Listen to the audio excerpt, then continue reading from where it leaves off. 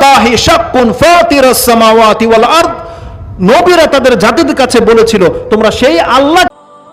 আজকের বিষয়টি নিয়ে আলোচনা করবেন দেশের প্রখ্যাত আলেমে দ্বীন, অত্যন্ত জনপ্রিয় সুপরিচিত একজন বক্তা শেখ মাহমুদ বিন কাসিম। ছিল না, লুটতারাজ হতো, হত্যা হতো, জেনা হতো, বিক্রি করে দিত, মানুষকে নিয়ে গোলাম বানিয়ে দেওয়া হতো, একটা সময় ছিল। কিন্তু আল্লাহ সুবহানাহু ওয়া তাআলা বলছেন ফালিয়াবুদু রাব্ব হাযাল বাইত, তারা যেন এই ঘরের রবের ইবাদত করে।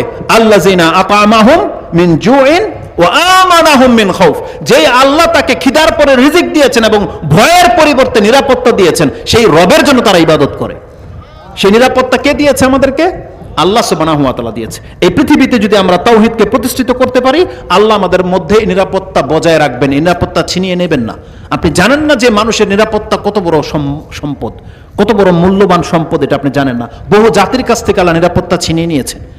তারা যাযাবরের মতো রাস্তাঘাটে ঘুমায়, কিন্তু আমি আর আপনি মসজিদে সাজদা করতে পারি, আমি আর আপনি ঘরে ঘুমাতে পারি। এই নিরাপত্তা উঠে যাবে যদি এই জমিনে শিরকের মাত্রা বেশি হয়। তাওহীদ যদি প্রতিষ্ঠিত হয়ে যায়, এই নিরাপত্তা আল্লাহ অনন্তকাল পর্যন্ত ঠেকিয়ে রাখবে। জানেন আল্লাহ সুবহানাহু ওয়া তাআলা কি বলেছেন?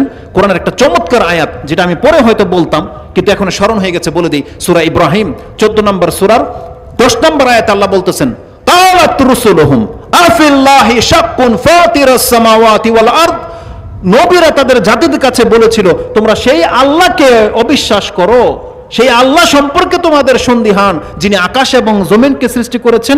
ইয়াদউকুম লিয়াগফিরা লাকুম মিন যুনুবিকুম, আল্লাহ তোমাদেরকে ডেকে বলতেছেন আসো আমার কাছে, আমি তোমাদেরকে ক্ষমা করে দেব। সুবহানাল্লাহ, চিন্তা করা যায়?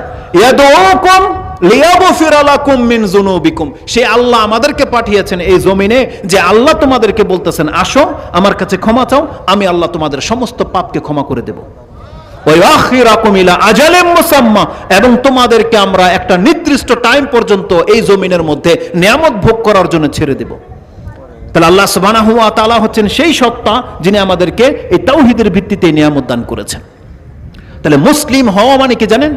তাওহীদবাদী হওয়া মানে আল্লাহ সুবহানাহু ওয়া তাআলা আপনাকে সার্বিক নিরাপত্তা দেওয়ার ঘোষণা করে দিয়েছেন, যেটা আপনি সূরা আনআম 6 নম্বর সূরার 82 নম্বর আয়াতে পেয়ে যাবেন। আল্লাহ কি বলেছেন?